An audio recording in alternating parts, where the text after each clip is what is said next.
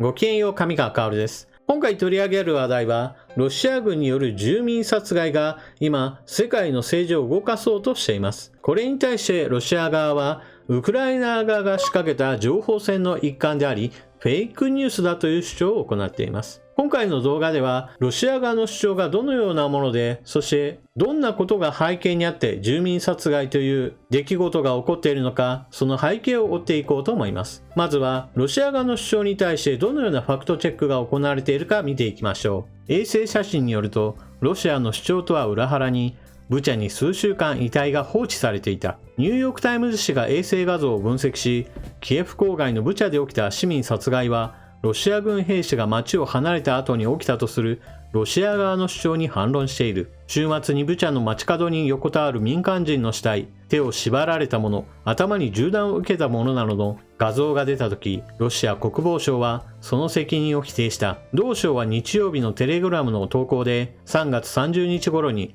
全てのロシア部隊がブチャから完全に撤退した後に、遺体が最近路上に置かれたことを示唆した。ロシアはこの画像はフェイクニュースだと主張し、ブチャでのウクライナ過激派の挑発行為と呼ぶものについて、国連安全保障理事会の緊急会合を招集するよう要求した。まずここで最初のチェックポイントです。ロシア側は3月30日頃に私たちは撤退した。その撤退した後になって遺体が路上に置かれたんだと主張しています。なおこの3月30日という日付についても全く間違っていることが現在では分かっています。4月になってからもロシア軍はこの地域にまだ残存していることが分かっており、さらに言えば現在進行形においても大規模な部隊そのものについては撤退はしていますが、一部のスナイパー部隊などが残ってウクライナ側の街の復旧作業などを妨害しているそうです。しかしタイムズ紙が動画や衛星画像を調べたところ、多くの市民はロシア軍撤退から3週間以上前に殺害されたことが分かった。4月1日に地元議員が撮影したビデオには、ブチャのヤブロンスカ通りに散乱する複数の遺体が映っている。民間の衛星会社が提供した衛星画像によると、ロシアが街を占領した3月11日以降、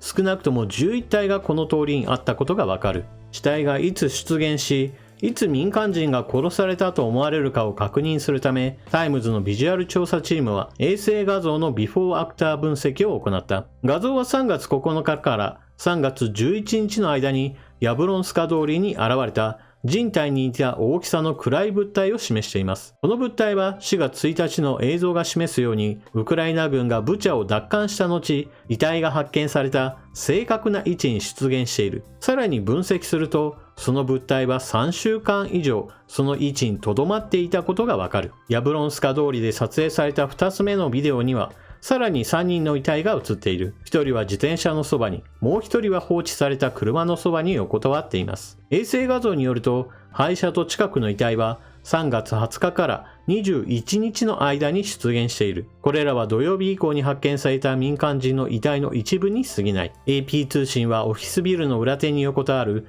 少なくとも6人の死体の画像を掲載し、中には手を後ろに縛られたものもあった。このビルはヤブロンスカ通り沿いで見つかった他の犠牲者の1マイル西にある。さらに1マイル先ではタイムズ紙のカメラマンが頭に銃弾を受けた男性の死体が自転車のそばに横たわっているのを発見した。ロシア側の主張をまず紹介しましょう。ロシア側はあくまでも自分たちが撤退した後になってからこれら住民の殺害が行われ、そしてその住民の遺体というものが道路などに現れるようになったんだと説明しています。なぜそのようなことになったのかについてロシア側の主張としては、報道陣が入る前にウクライナ軍自身が住民を殺害して回り、いかにもロシア軍がやったんだよという情報をわざと作って世界へと発信しようとしたんだというような主張を行っています。しかしこのような主張に対して、そもそもロシア軍が占領している期間中において1週間2週間といった単位で住民の遺体がずっとその場で晒し続けられていたというのが衛星画像の情報から出てきた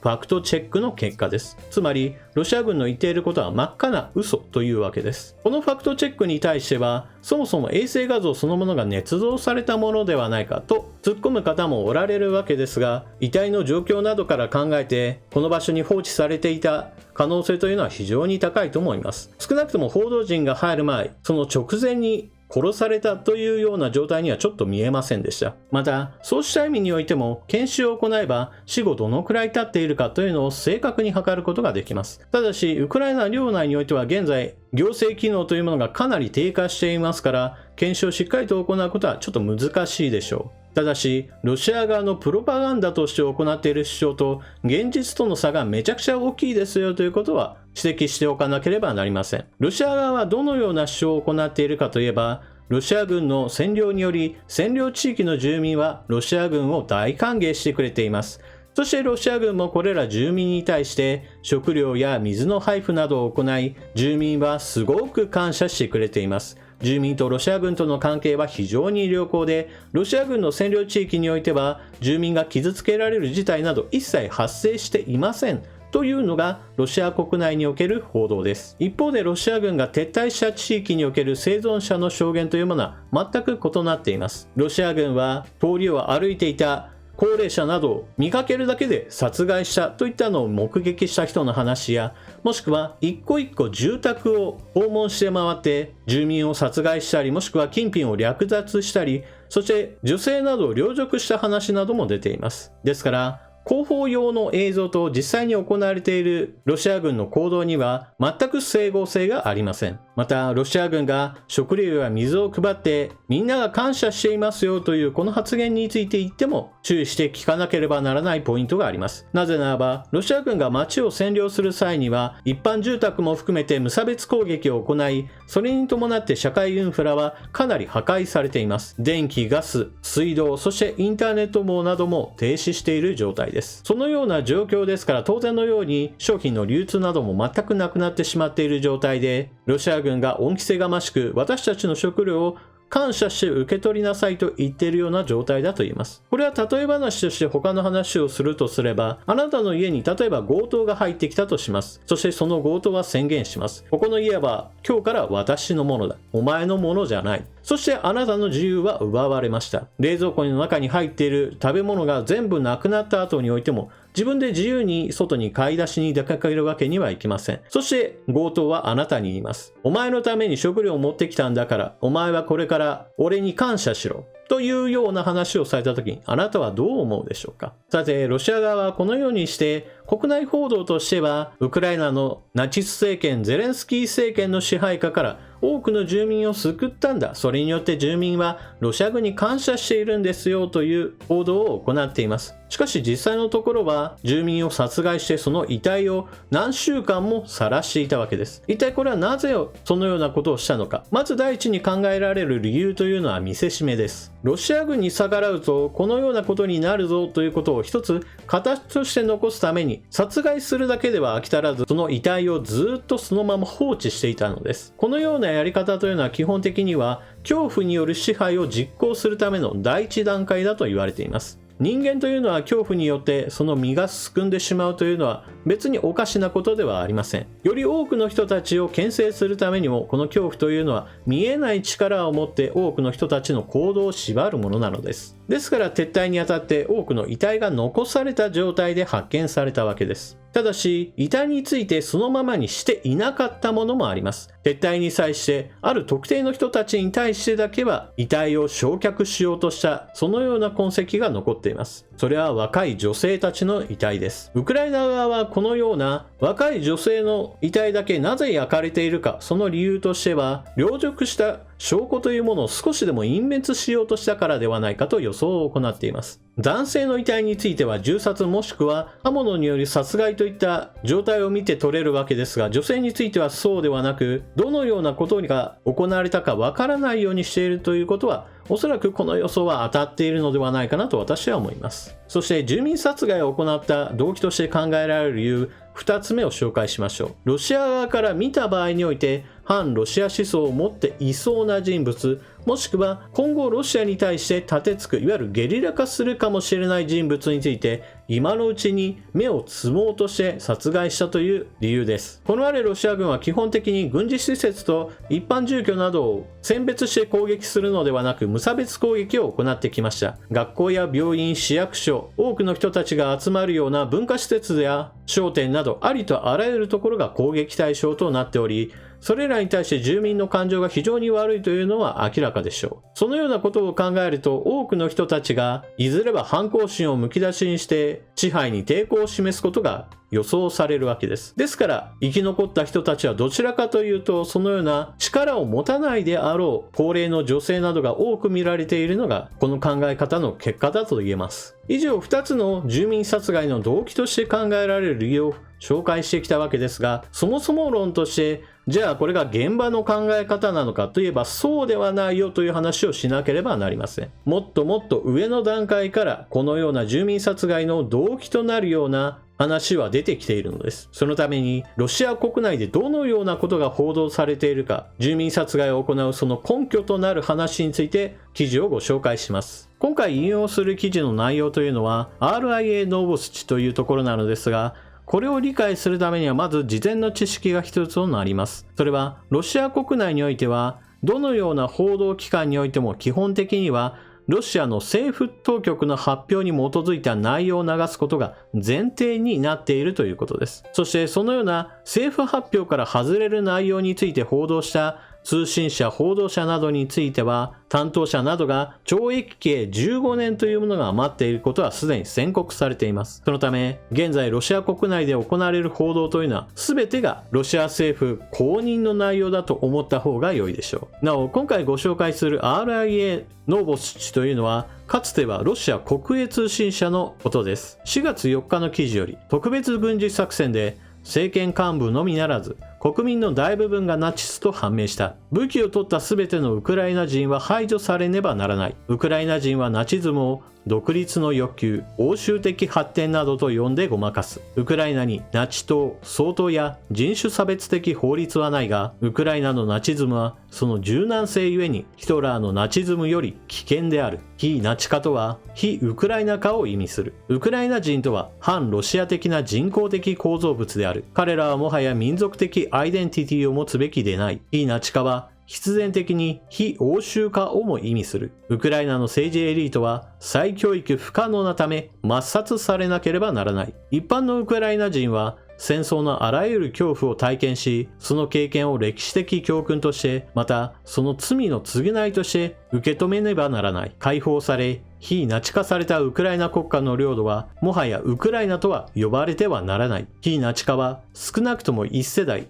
25年間は続かねばならない。ここで書かれている内容を読み込んだ時に私はかなりゾッとしたのですが、改めて考え直した時に、これは別に真新しい内容ではないということに改めてはっと気づきました。一体これを最初に言ったのは誰だろうと考えた時に、プーチン大統領がそもそもこの言葉を以前から何度となく発信しており、この新聞記事の内容というのはあくまでもプーチン大統領が以前言っていたことをまとめているだけの記事に過ぎないということが分かりました。そのことを理解したとき、私はこれまでの考えがかなり間違っていることを認めざるを得ませんでした。プーチン大統領が目指しているのはウクライナの属国化だろうと私は考えていました。ウクライナのゼレンスキー政権はナチス政権もしくはネオナチス政権であるという言い方をして、これを排除しなければならないとプーチン大統領は以前から言っていました。少なくともユダヤ系のゼレンスキー大統領ですから、彼に対してナチスと烙印を押すのはかなりおかしなことだなと私は思っていたのですが、少なくともそのことは横に置いておいても、現在の政権を否定するための文言としてレッテル貼りをしているに過ぎない程度にしか私はその時は思っていなかったのです。ですから政権そのものを排除して親ロシア政権を立てて、それに伴ってウクライナを属国化する、そのことがプーチン大統領の狙いだと私は考えていたわけです。プーチン大統領の言っているナチスというのは、特に今回におけるウクライナに対しての発言の中におけるナチスのその定義というものは、私の考え方とは全く異なっているものを認識することができました。プーチン大統領の考えているウクライナのナチスというのは一体何なのか、その定義というのは反ロシア思想を持っているか、もしくは EU か、もしくは NATO といった西側諸国の連帯に加わろうと望んでいる人たちというかなり大きな括りになっています。その中においては